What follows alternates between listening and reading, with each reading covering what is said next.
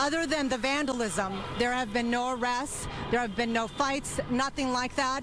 It has been overall relatively peaceful. But again, they are trying to prevent what happened yesterday, which was the takeover of the 101 freeway. And that is why the LAPD is taking no chances tonight, and they're making sure that everybody knows it is time to go home. Now, we've got a couple of folks here. Thank you so much for speaking with us. What's your name? My name is Daniela. Anita, why is it important for you to be here tonight? Well, I've just come here to support my people.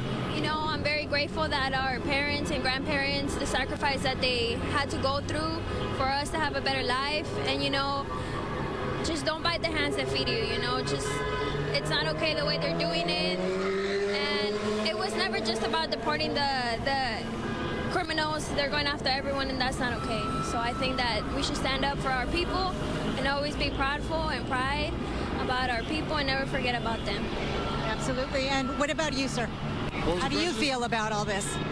I mean, I'm just here ready to show support. You gotta remember where you come from. Like she said, you can't bite the hand that feeds you. You know what I mean? There's a lot of people out here. We all come from struggle, you know? Everybody got their ways of showing their support. And right over here, Joab, if you can see this adorable little girl, she's with her mom, and she does have the Mexican flag. She's been flying it over the 101 freeway. I heard both of you talk about why people fly the Mexican flag.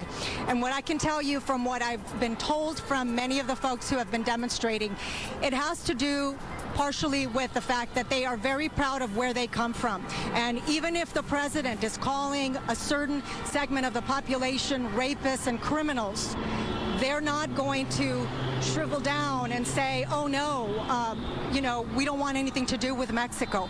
We are proud of our Mexican flag, and that's why we are flying it. It doesn't mean that they want to go back to Mexico to live there. That is not what they have expressed to me. So I hope that answers some of the questions that you had while you were discussing that issue.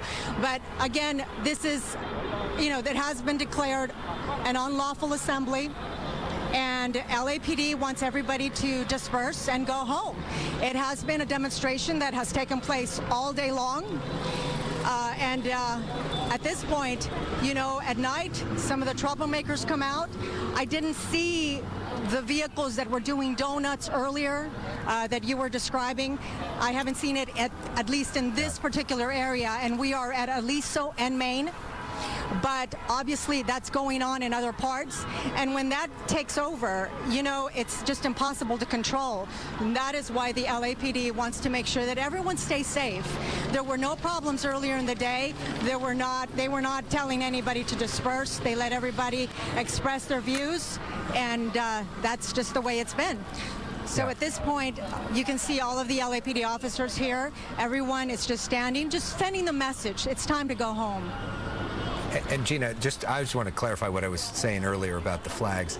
I just have looked at focus groups and talked to strategists over the years who have compared, if you look at sort of middle-of-the-road voters looking at a protest, and if the protest has a bunch of American flags versus a bunch of Mexican flags, which we've seen in certain the May Day protests in the past, that the protests with the American flags do better with independent voters in the middle. I disagree with you. I'm just saying in terms of the data. I'm explaining. Yeah, no, I understand that, and I see it all over social media. Why are they doing this? Why are they doing this? I'm simply explaining to you what has. Right. No, I appreciate that. What they expressed to me. No, which I totally appreciate the context. And